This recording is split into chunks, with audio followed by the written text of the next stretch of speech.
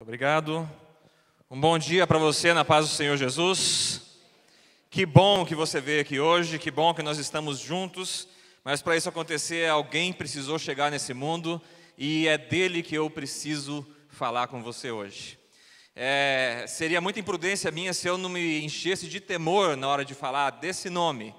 Seria muita imprudência minha se eu não me enchesse de temor para não falar desse homem. E a nossa série que está sendo desenvolvida nos cultos da manhã tratam justamente desse tema. Quem é esse homem? Preparei alguns slides, algumas lâminas, se for possível já está colocando na tela. Esse é o tema que nós estamos trabalhando e, se não me falha a memória, nós estamos na terceira mensagem. Então coube a mim essa responsabilidade e eu gosto de repetir isso para que eu não me esqueça nunca. Eu não sou digno dessa responsabilidade, mas Deus, na sua misericórdia, por motivos que eu desconheço, Ele me vocacionou para isso, Ele me chamou para isso. Então eu tenho esse privilégio e essa responsabilidade imensa de compartilhar isso com os irmãos hoje, e que Deus esteja nos guiando, nos conduzindo, preparando nosso coração para que a gente conheça Ele um pouco mais. Quem é esse homem? Para gente que talvez já tenha uma história de fé cristã, ou que já tem um tempo de igreja, parece uma pergunta tão óbvia, tão superficial. Quem é Jesus? Eu conheço, eu sei quem é. Mas o mundo nunca esteve, talvez, tão ávido por essa resposta. Hoje a gente observa os problemas que envolvem o nosso mundo, e você pode acompanhar isso nas notícias, você pode acompanhar isso na tua família, você pode acompanhar isso no seu trabalho, em qualquer ambiente que você participe, as pessoas cada vez mais estão se esquecendo ou não estão conhecendo quem é esse homem. Portanto, nunca foi tão necessário responder a essa pergunta. É relevante, é importante, é indispensável que nós venhamos a conhecer de fato quem é Jesus. O tema de hoje, continuando essa ideia, vai falar um pouco também, não apenas da pessoa de Cristo, mas também da vida dos seus testemunhas. Então, o tema é uma pergunta: quem pode testemunhar? Se você fosse confrontado com essa pergunta, você tem certeza que você daria uma resposta positiva? Será que você estaria seguro? Eu posso testemunhar? Será que nós estamos assim tão rápidos para responder isso, tão seguros? Quem pode testemunhar? Você pode? Essa é uma pergunta que a gente já começa a nos provocar nessa manhã. O texto que nós vamos fazer a leitura está no Evangelho de João, capítulo 1. Nós vamos ler do versículo 19 até o versículo 34. Se você quiser, já pode ir abrindo. Vamos fazer essa leitura. Evangelho de João, capítulo 1. A partir do versículo 19, nós vamos até o versículo 34.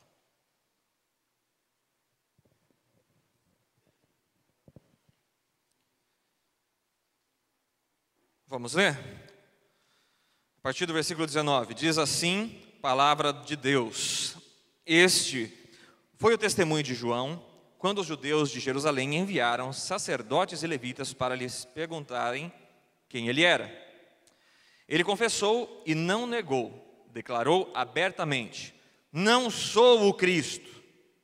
Perguntaram-lhe: Então quem é você? É Elias? Ele disse: Não sou. É o profeta? Ele respondeu: Não. Finalmente perguntaram: Quem é você? Dá-nos uma resposta para que alevemos aqueles que nos enviaram. Que diz você acerca de si próprio? João respondeu com as palavras do profeta Isaías: Eu sou a voz do que clama no deserto. Façam um caminho reto para o Senhor. Alguns fariseus que tinham sido enviados interrogaram-no: Então por que você batiza, se não é o Cristo, nem Elias, nem o profeta? Respondeu João: Eu batizo com água, mas entre vocês está aquele que vocês não conhecem. Ele é aquele que vem depois de mim, cujas correias das sandálias não sou digno de desamarrar. Tudo isso aconteceu em Betânia, do outro lado do Jordão, onde João estava batizando. No dia seguinte, João viu Jesus aproximando-se e disse: Vejam, é o Cordeiro de Deus que tira o pecado do mundo. Esse é aquele a quem eu me referi quando disse: Vem depois de mim um homem que é superior a mim, porque já existia antes de mim. Eu mesmo não o conhecia, mas por isso é que vim batizando com água, para que ele viesse a ser revelado a Israel. Então João deu o seguinte testemunho: eu vi o Espírito descer do céu como pomba e permanecer sobre ele. Eu não o teria reconhecido se aquele que me enviou para batizar com água não me tivesse dito: aquele sobre quem você vir o Espírito descer e permanecer, esse aqui é o que batiza com o Espírito Santo. Eu vi e testifico que este é o Filho de Deus. Glória a Deus por isso. E quem pode testemunhar dele? Quem pode falar dele? Quem pode apresentá-lo? Eu trago uma gravura que é de uma série muito famosa americana, chamada The Bible, a Bíblia seria em português. E eu acredito que foi um dos melhores retratos, uma das melhores ilustrações de João Batista que a gente pode consultar hoje, de uma maneira audiovisual. Esse homem chega em Israel e dá testemunho da verdade, a ponto de que o próprio Evangelho de Lucas separa um dos seus capítulos quase por completo para falar somente dele. João, o apóstolo João, diferente do João Batista, separa também uma boa parte do seu livro para falar desse homem. Porque antes que Cristo viesse, ele encaminha alguém para endireitar os caminhos, para já começar a anunciar a mensagem, para preparar o terreno, vamos dizer assim, para que quando Cristo viesse já houvesse um resgate das Escrituras, já houvesse havendo um mover do Espírito Santo, para que o coração do povo estivesse confrontado, incomodado e já voltado a ter uma chama pelo arrependimento. Então chega esse homem, mais ou menos do jeito que vocês estão vendo aí, eu acredito. Um homem que misturava aí cabelo e barba quase tudo numa coisa só. Um homem que vivia no deserto comendo gafanhoto e mel silvestre, né? Não é desses gafanhotinhos que a gente talvez esteja acostumado a ver, não. Gafanhoto daquela época e daquele território era sempre em bandos, chamado também de locusta. E quando vinha o vento e levava para as plantações, não sobrava quase nada. Ou seja, tinha sustância. Era gafanhoto gordo, gafanhoto grande. E o João Batista passou a viver no deserto, tendo essa dieta aí que talvez seja muito bom para quem esteja querendo perder aí um pouquinho de peso, né? Gafanhoto com proteína, muita proteína, e um melzinho ali, de repente, para ajudar no gosto, talvez, né? Já pensou? Gafanhoto molhado no mel, assim, coisa boa, né? Ele veio com esse estilo de vida curioso, né? Esse estilo de vida particular. E talvez eu faço questão de que a gente imagine o visual dele, porque eu gostaria que você imaginasse se você daria ouvidos a esse homem. Vocês perceberam? Eu até coloquei uma gravatinha aqui, quem sabe para vocês prestarem mais atenção em mim, né? Mas e um homem vestido com pele de camelo, com um cinto de couro, barba e cabelo num conjunto dissolúvel, comendo gafanhoto, comendo mel? Ele não vai para a cidade, ele prega no deserto.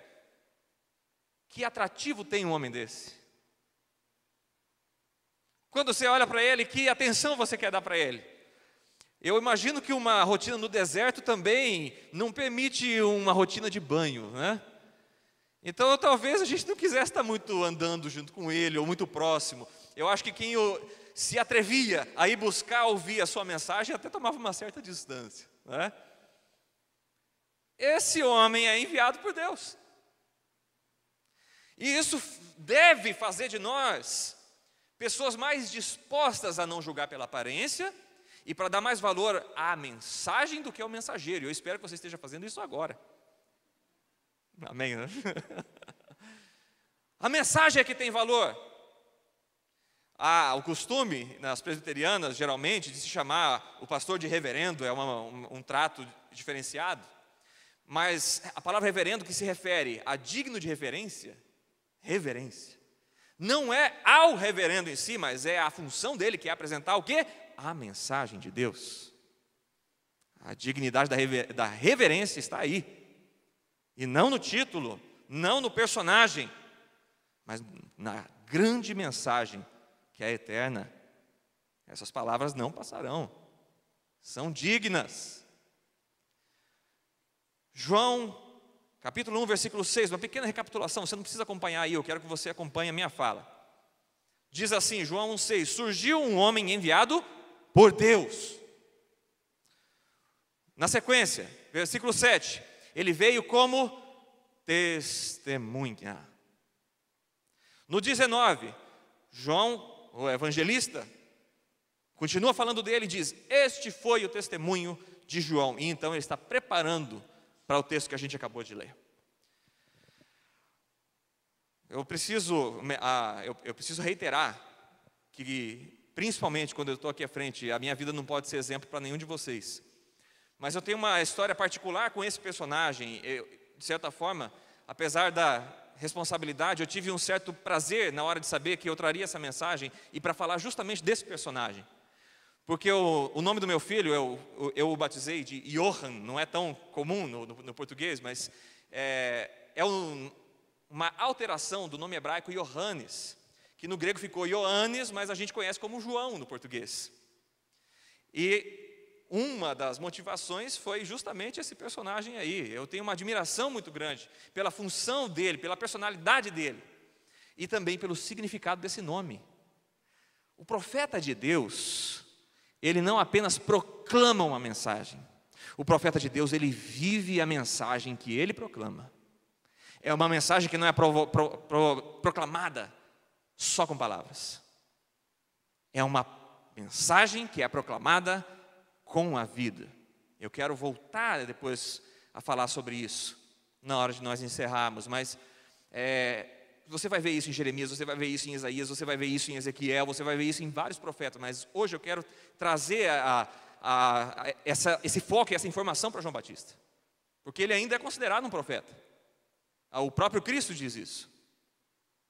Então, quando nós olhamos para o nome dele, é um nome singular, é um nome muito especial, e é um nome que faz todo sentido para o que está acontecendo naquela época. Se você se lembrar bem, ou talvez você até não saiba, mas antes que Cristo venha a esse mundo, Deus silenciou com o seu povo. Durante cerca de 300 ou 400 anos, não se levantou um profeta em Israel. Não havia mais profecias, não havia mais enviados do Senhor para anunciar a tua palavra ou para revelar a palavra de Deus. E quando Deus finalmente quebra o seu silêncio, é através dessa vida aí, é através desse homem. Um sacerdote chamado Zacarias foi escolhido para ser o pai desse homem enviado por Deus, dessa testemunha. E é uma história muito singular, vai estar lá no Evangelho de Lucas, não vamos nos demorar nela, mas eu gostaria muito de fazer a leitura da profecia que Zacarias anuncia como boca de Deus quando João Batista nasce. Você não precisa acompanhar no seu texto aí, vai estar Lucas capítulo 1, versículo do 68 até o 80, eu pretendo fazer uma leitura bem rápida. Eu prefiro que você acompanhe na fala, se quiser pode acompanhar também no texto. Mas imagine o pai desse menino dizendo isso no momento em que esse menino nasce. A própria palavra de Deus diz, isso foi uma profecia. Louvado seja o Senhor, o Deus de Israel, porque visitou e redimiu o seu povo. Ele promoveu poderosa salvação para nós, na linhagem do seu servo Davi, como falara pelos seus santos profetas na antiguidade, salvando-nos dos nossos inimigos e da mão de todos os que nos odeiam, para mostrar sua misericórdia aos nossos antepassados e lembrar sua santa aliança, o juramento que fez ao nosso pai Abraão, resgatar-nos da mão dos nossos inimigos, para servi-lo sem medo, em santidade e justiça, diante dele todos os nossos dias. E você, menino, será chamado profeta do Altíssimo, pois irá diante do Senhor para lhe preparar o caminho, para dar ao seu povo o conhecimento da salvação, mediante o perdão dos pecados, por causa das tenras misericórdias do nosso Deus, pelas quais do alto nos visitará o sol nascente, para brilhar sobre aqueles que estão vivendo nas trevas e na sombra da morte, e guiar os nossos pés no caminho da paz. E o menino crescia e se fortalecia no espírito, e viveu no deserto até aparecer publicamente em Israel. Aleluia! É um testemunho do Senhor. Deus quebrou o seu silêncio para um servo dele, um filho dele que se chamava João, Iohannes, como você preferir, que significa Deus mostrou a sua misericórdia. No versículo 72, fica muito claro isso. O próprio Zacarias faz esse jogo de palavras com o próprio nome do seu filho, para mostrar misericórdia. E ele mostra, através de Zacarias, através de João Batista, e finalmente, conclusivamente, através de Jesus Cristo. Ele batizava com água, para preparar o caminho daquele que batizaria com o Espírito Santo. E ele sabia muito bem qual era o seu lugar. Mas para você ver como que realmente o pregador não pode ser o atrativo, mas sim a mensagem. As pessoas não iam ouvir a mensagem de João Batista num banco confortável, num templo que tinha ar-condicionado. As pessoas iam para o deserto e ficavam ali debaixo do sol, no calor, sentado nas pedras ou na areia, para ouvir esse homem falar, e uma mensagem que não era doce, não. Se você ainda não lembrou do que ele falava, eu só vou dizer a primeira frase: raça de víboras. Ele chamava os ouvintes dele assim, é assim que ele tratava os ouvintes dele, né? E ainda assim o povo ia lá ouvir, algum poder tinha aí, alguma coisa tinha de diferente, para esse povo, além de enfrentar o sol, o calor, e ser chamado de víbora, e não, mas mesmo assim eu preciso ouvir, eu quero ouvir. Cristo também fez isso num período, né? Quem comer da minha carne, beber do meu sangue, nós falamos sobre isso há tempos atrás aqui na igreja. O quanto que a mensagem de Deus, ao mesmo tempo que ela é desconfortável, ela também tem um consolo, uma esperança. Por quê? Porque Ele mostrou a sua misericórdia. Então a primeira pergunta, quem é esse homem, não foi para Cristo, foi para João Batista. O testemunho de vida dele era tão forte, era tão intenso, que as pessoas começaram a pensar, ele é Jesus, ele é o Messias, ou melhor dizendo, né? Esse é o Messias, esse é o profeta esperado, esse é aquele prometido, ele veio, ele chegou. E então algumas autoridades, quando perceberam que tinha um louco lá falando no deserto, e o pessoal estava dando ouvido para ele, não, nós vamos montar uma comissão, nós vamos aqui montar uma equipe, e nós vamos descobrir quem é esse cara. Vão lá perguntar e depois vocês trazem de volta aqui a informação. Nós vamos voltar um pouquinho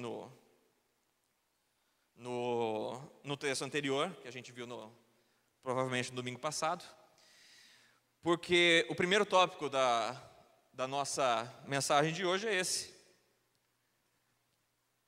para testemunhar, precisamos saber quem somos. E então fica essa pergunta aí: quem sou eu? Você já fez essa pergunta hoje? Pode fazer todos os dias, tá? Porque memória não é uma qualidade nossa, não. A gente muitas vezes esquece quem nós somos e esquece também quem Cristo é, não é verdade? E quando Deus faz algumas coisas na nossa vida também, passou uma semana, eu já estou reclamando com Deus que Ele não faz mais nada para mim. A memória do povo de Deus nunca foi uma virtude, viu? Então essa pergunta é uma pergunta que, se você ainda não fez hoje, eu te convido a fazer junto comigo. Quem sou eu? Quem é você? Eu tinha 16 anos, e eu acredito que eu já estou repetindo esse acontecido na minha vida, mas ele foi muito marcante para mim. E eu cheguei numa entrevista de emprego, 17 anos de idade. Ainda não bastasse colocar 2 pessoas para me entrevistar, não era uma só, né? Imagina a minha segurança, né? 16 anos de idade, querendo entrar numa grande empresa, e lá na entrevista, um abençoado chega para mim e fala: e agora eu quero saber quem é você. Aí eu falei: não, meu nome é Rafael, tenho 17 anos. Dele: não, isso aqui eu tenho tudo no seu currículo. Eu quero saber o que não está aí. Eu quero saber quem é você de verdade. Aí, claro que eu tinha uma resposta muito segura, respondi perfeitamente para ele, só que não. Eu me dei conta que eu não sabia. E aquilo foi uma experiência quase traumática. Se só não foi traumática porque depois, no fim das contas, eles acho que ficaram com tanta dó que me contrataram.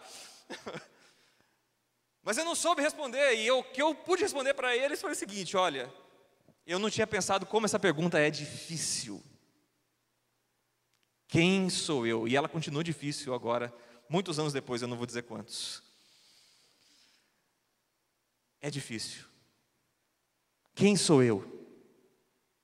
Então, do mesmo jeito que eu passei por uma entrevista, e estou reclamando porque foi com 2 pessoas, o João Batista teve uma entrevista que nós não sabemos nem com quantas pessoas que foram. Foram, se não me engano, 2 equipes que foram mandadas para entrevistá-los. E a resposta dele é muito interessante sobre quem ele era, porque ele começa negativo. A entrevista do João Batista, eles perguntando, mas quem é você? E ele primeiro diz, eu não sou o Cristo. Ele já sabia que tinha essa suspeita. Gente, vocês querem saber uma coisa, uma receita sensacional para você descobrir quem você é? É você descobrir primeiro quem você não é. Porque nesse mundo hoje, nessa igreja hoje, nesse púlpito hoje, está cheio de gente querendo dizer que é uma coisa que não é. Nós temos uma preocupação com a nossa reputação e com a nossa imagem, que muitas vezes isso acaba poluindo a nossa imagem de verdade e até a imagem que nós temos de nós mesmos. Então é muito, mas muito importante que a gente se lembre de quem a gente não é. Para nós hoje, eu preciso trazer uma aplicação disso. Quando João diz, eu não sou o Cristo, ele está dizendo, eu não sou o Cordeiro de Deus, eu não sou o próprio Deus, eu não sou o Filho de Deus, eu não sou Ele. Meus irmãos, quantas vezes nós temos dito para nós mesmos, talvez não com palavras, mas com atitude, com pensamentos, que nós somos o nosso próprio Deus, que nós temos uma dignidade própria, que eu me basto. Mas hoje vem a mensagem, nós não somos o Cristo. Nós não somos os nossos deuses. Precisamos saber quem nós não somos. Malaquias 4:5 tem uma promessa muito interessante, que diria que Elias voltava. A Bíblia não relata a morte de Elias, diz que ele foi trasladado ao céu, e de certa forma então os judeus esperavam que ele voltasse. E o Malaquias ainda faz a profecia, Elias vai vir, vai preparar e tudo mais. E então eles fazem essa pergunta, né? Então, se você não é o Cristo, você é Elias? E ele mais uma vez diz, não. Também não sou Elias. Mais uma vez ele sabia quem ele não era. Deuteronômio, capítulo 18, versículos do 15 ao 18 também diz que viria um profeta, como Moisés, isso na época de Moisés mesmo, e que o povo o ouviria.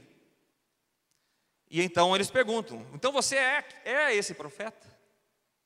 Mais uma vez, João Batista frustra os seus entrevistadores, e ele diz, não. E então eles finalmente abrem o jogo com ele, no versículo 22, precisamos dar uma resposta a quem nos enviou. Nós não podemos voltar de mãos abanando, nós viemos aqui só para isso. Eles tentaram ir pelas beiradas e tudo mais, mas não funcionou, porque João Batista não tinha a resposta que talvez eles esperassem. Então eles abrem o jogo, nós precisamos voltar com uma resposta. E então a resposta de João Batista, ela na verdade já tinha sido escrita 700 anos atrás. Capítulo 40, versículo 3 do livro do profeta Isaías. Vós que clama no deserto, preparai o caminho do Senhor, endireitar no ermo vereda ao nosso Deus. Esse homem é testemunha de quem ele ainda nem viu. Porque antes que houvesse esse mundo, antes que houvesse vida em Isaías, antes que houvesse vida em João Batista, antes que houvesse a minha ou a sua vida, ele já estava crucificado e já havia ressuscitado, a sua graça já estava sobre nós. Que privilégio nós temos hoje em testemunhar quem nós conhecemos. E Jeremias ainda tinha uma turbulência à sua frente, ele ainda não conseguia enxergar tão nitidamente o futuro, da maneira que nós enxergamos nitidamente o passado. Mesmo assim já era um testemunha. Por fim eles perguntam, por que batizas? E ele traz aquela informação, eu batizo com água só para preparar o caminho, porque vem quem é maior do que eu. Quem pode testemunhar? Nós temos aí o nosso segundo tópico. Para testemunhar, precisamos saber qual é a mensagem. nós precisamos saber o que testemunhamos. Isso num júri ou num tribunal é muito nítido, não é? A testemunha vem relatar algo que ela viu, ou vem falar de uma pessoa que ela conheceu. Então nós precisamos testemunhar daquilo que vimos, daquilo que nós sabemos, daquilo que nós conhecemos, daquilo que nós experimentamos, daquilo que nós sabemos. Então nós precisamos saber qual é a mensagem para ser testemunha. E a mensagem da qual João Batista é testemunha é essa que está mais abaixo: eis o Cordeiro de Deus. Eis o Cordeiro de Deus. Essa é a mensagem. Quando nós chegamos finalmente nesse texto que nós lemos, nós temos aí uma ponte no versículo 29, que começa a dar os títulos para Jesus. Até então, João está escrevendo mais sobre João Batista, sobre a testemunha, sobre o contexto. Daqui a pouco ele começa a falar de Jesus. E é a partir desse texto que nós lemos, hoje, do 19 ao 34, é uma ponte que vai começar a trazer os nomes que o próprio apóstolo João coloca em Cristo, ou reconhece em Cristo. Ele começa a chamar de Rabi, que significa mestre. Ele começa a chamar de Messias, que significa o ungido ou o prometido. Ele começa a chamar do Filho. Ele começa a chamar de aquele. É aquele que foi prometido, aquele que foi profetizado. Ele começa a chamar de Filho do Homem, um termo que depois vai ficar muito famoso e vai ser muito usado pelo próprio Jesus. E acontece que quando João está naquele contexto, naquela situação, depois que as pessoas vão entrevistá-lo, Deus tinha preparado uma resposta, mas a resposta era no dia seguinte. Se voltou, voltou. Se não voltou, vai ficar sem saber. No dia seguinte, João Batista cumpre um propósito pelo qual ele nasceu. E então, ele vê Jesus caminhando na sua direção e ele diz: eis o Cordeiro de Deus, que tira o pecado do mundo. Mas afinal de contas, que cordeiro é esse? Afinal de contas, por que um cordeiro? Afinal de contas, por que ele usou essa expressão? Então vamos só voltar um pouquinho ao Antigo Testamento, pouca coisa. Quando nós vemos a libertação do povo do Egito, o que foi usado como sinal de segurança para Israel, ou de salvação para Israel, quando houve a matança dos primogênitos? O sangue de um cordeiro que foi passado nos umbrais das portas. O cordeiro que foi sacrificado para livrar a vida daqueles filhos. Quando nós vamos depois para o tabernáculo, quando Moisés institui o culto no deserto, e o tabernáculo ele tinha todo um procedimento de sacrifício do cordeiro, e uma vez por ano haveria de ser espirrado o sangue de um cordeiro no propiciatório, que significava o perdão de todo o povo. Quando nós vamos para Isaías 53:7, ele ilustra a própria crucificação de Cristo, quando ele diz: como um cordeiro mudo foi enviado ao matadouro.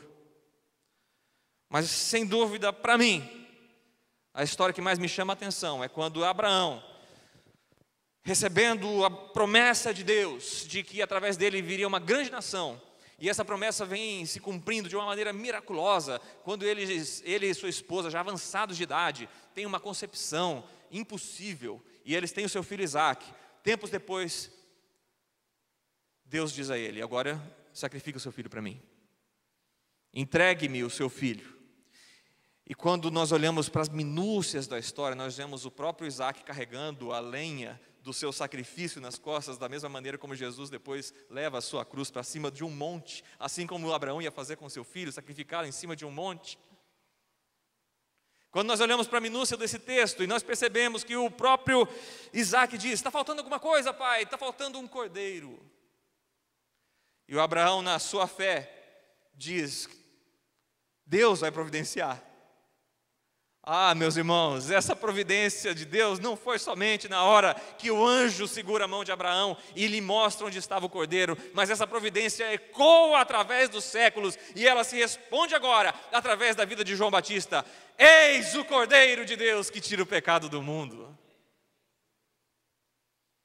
E tem que ecoar na nossa vida hoje, porque talvez a igreja esteja se calando através de tão grande revelação. A responsabilidade que Deus coloca na vida dos seus testemunhas é essa mensagem ser anunciada: eis o Cordeiro de Deus que tira o pecado do mundo. No versículo 30, João Batista diz: esse é aquele. Não é interessante isso? Aquele quem? Lá no versículo 15, que foi lido 2 domingos atrás, ele diz assim, né? Vai chegar alguém que é maior do que eu. Vai chegar alguém que existia antes que eu. Então, depois de mim, vem um homem que tem a excelência, pois já existia antes de mim. Se a gente voltar lá para o primeiro versículo do Evangelho de João, como é que está escrito? No princípio era o Verbo estava com Deus, o Verbo era Deus. Sem Ele, nada do que foi feito se fez. Ele é o próprio Deus.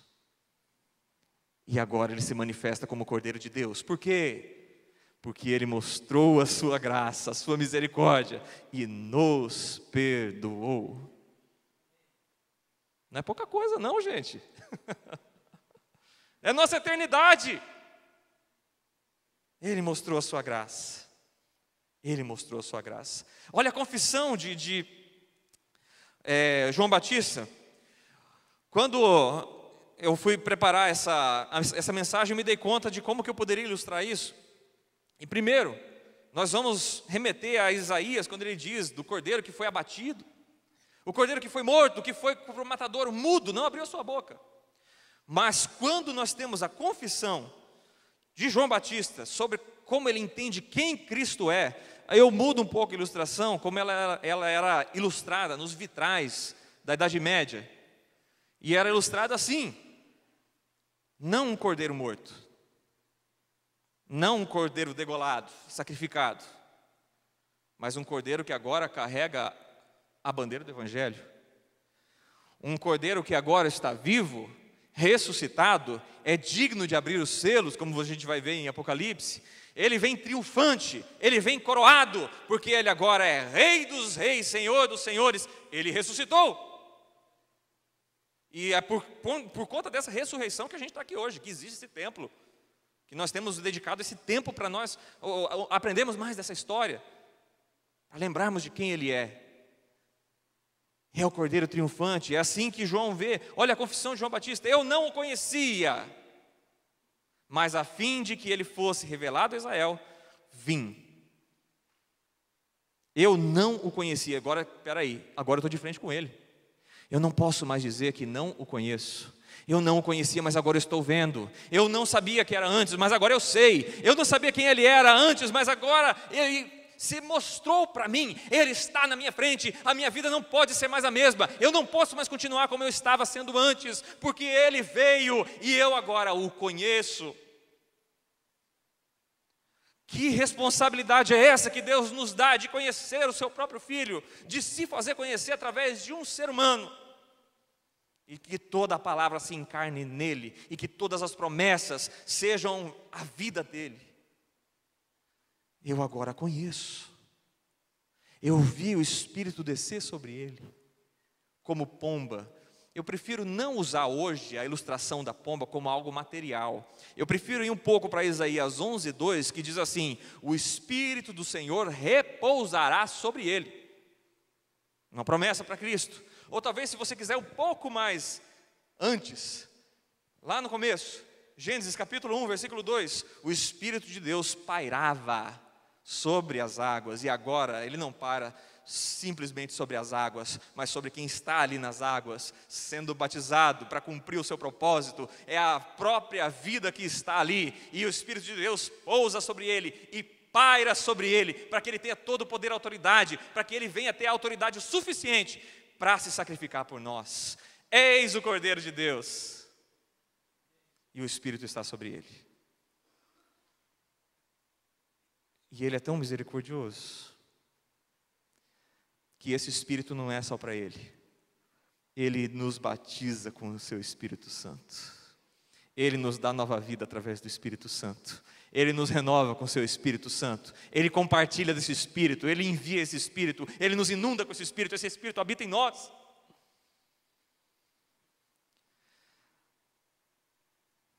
Qual é a intensidade dessa mensagem para mim e para você hoje? Tudo muda, a história muda. A história do mundo muda, a minha história muda, a tua história muda. Eu vou citar um autor que gosto muito, chamado Donald Carson. E ele faz a seguinte leitura dessa situação: para Cristo, Deus dá o Espírito Santo sem limitações, sem limites. Eu e você, nós temos os nossos, mas Cristo, se ele tinha, é porque ele se limitou, não porque ele precisasse. Versículo 33, continuando o nosso texto.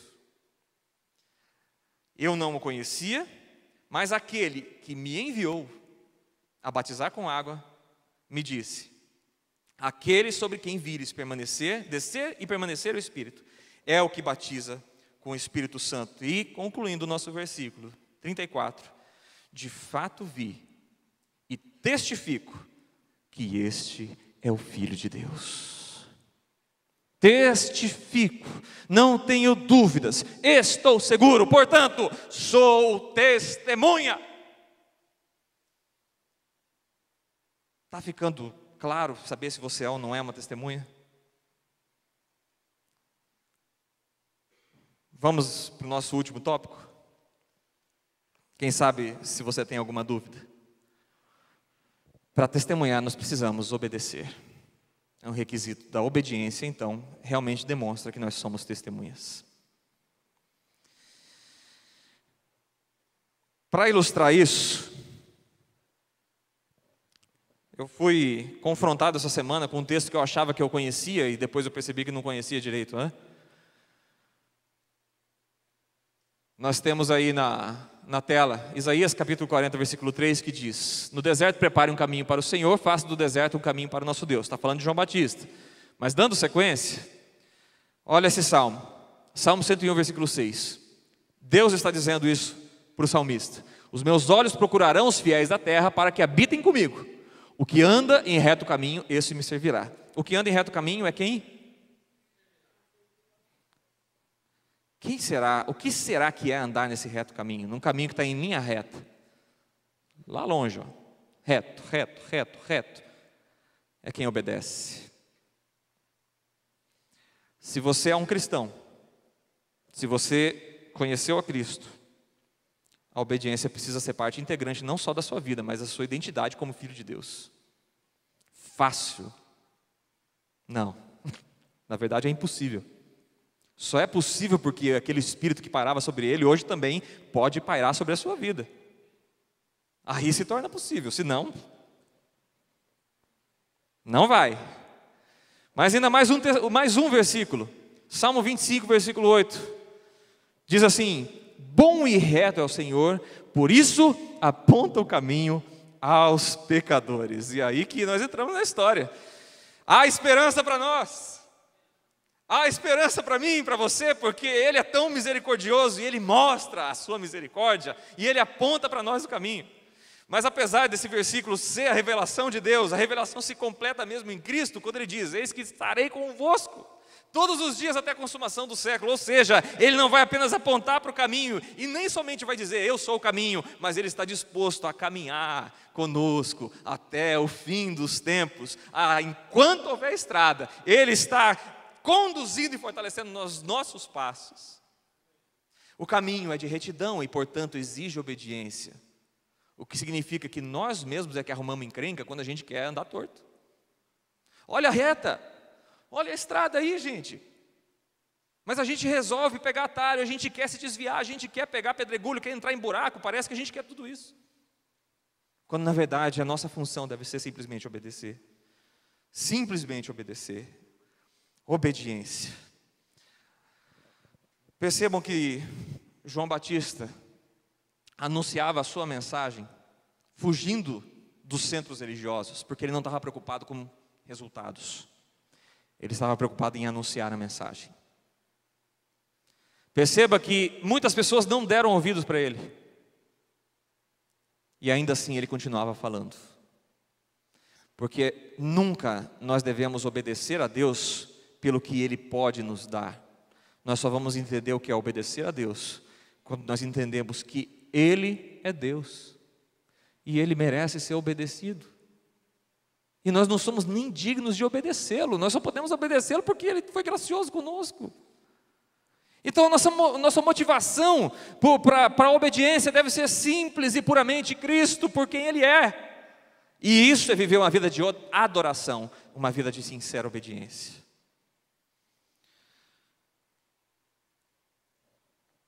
Então, a pergunta de hoje, quem é esse homem? E quem pode testemunhar? Ela é respondida desse jeito.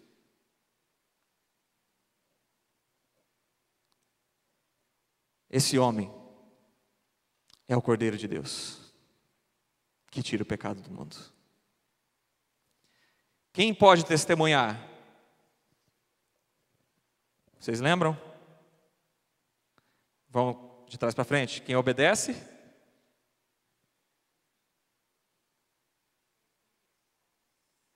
Pode falar alto.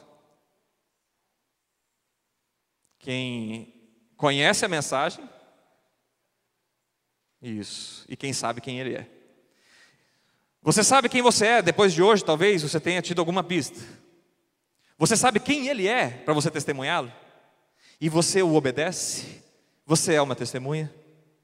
Quem somos nós? Quem é você? Ele é o Cordeiro de Deus, Ele é o Filho de Deus, Ele é o próprio Deus, amém? Eu espero que esteja bem claro para a nossa vida. E agora, nós somos ou não somos testemunhas? É hora de olhar para nós.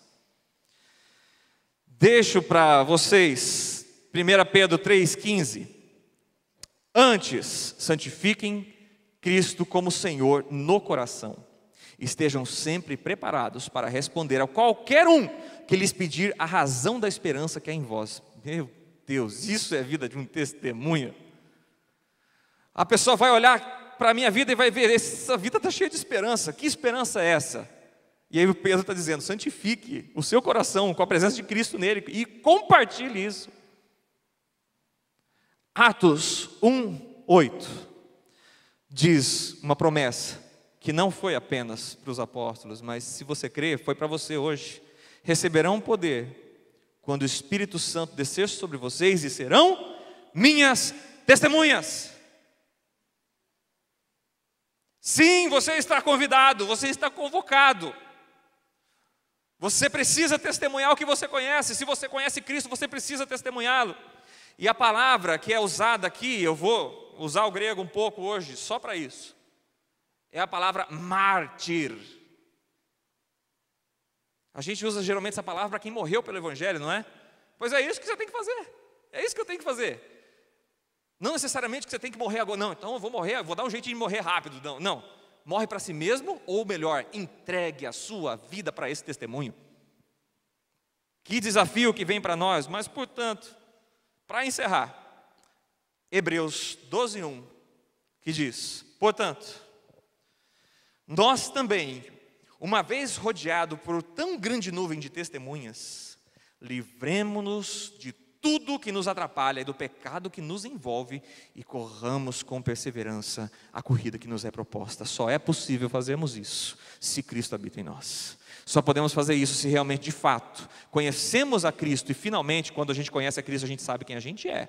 E então nos tornamos, dia após dia, testemunhas desse Evangelho, dessa boa notícia, testemunhas e representantes do reino de Deus, apresentadores e pregadores do Evangelho com a nossa própria vida, profetas do Senhor, vivendo a mensagem que nos transformou. Que assim seja para todos nós. Você deseja ser uma testemunha? Eu quero muito. Então vamos orar todos juntos. Estamos todos no mesmo barco, precisando das mesmas carências serem atendidas. Precisamos de Deus. Ora comigo, por favor. Senhor, nós queremos realmente te agradecer, porque Tu és o Cristo, o Filho do Deus vivo. O Senhor é o Cordeiro de Deus que tira o pecado do mundo, e o Senhor mostrou a sua graça e a sua misericórdia. Ah, Pai, em muitos momentos da minha vida eu não me conhecia, ó Deus. Em muitos momentos da minha vida eu também não te conhecia, ó Pai amado. Mas hoje te conheço, ó Pai. E essa manhã tive a oportunidade de te conhecer um pouco mais. E é por isso, Deus, que eu clamo a Ti, que o Senhor venha fazer a diferença na minha vida. Na vida de cada um que está aqui hoje, que saiu da sua casa para vir receber da Tua palavra, ó Deus, sabendo que a mensagem é que vale, é a mensagem que é importante, que essa mensagem então venha fazer morada no nosso coração, venha transformar o nosso coração, o nosso ser, ó Deus, para que realmente venhamos a saber quem somos, realmente venhamos a saber quem o Senhor é, venhamos a saber também como Te obedecer, porque isso é impossível para nós, mas através da Sua graça que o Senhor mostrou, isso se torna possível hoje. Capacita-nos onde nós ainda estamos tropeçando, mas ensina-nos e ajuda-nos. Caminha conosco pela retidão da Tua palavra. Ah, Senhor, nos enche de esperança. Nos dê autoridade.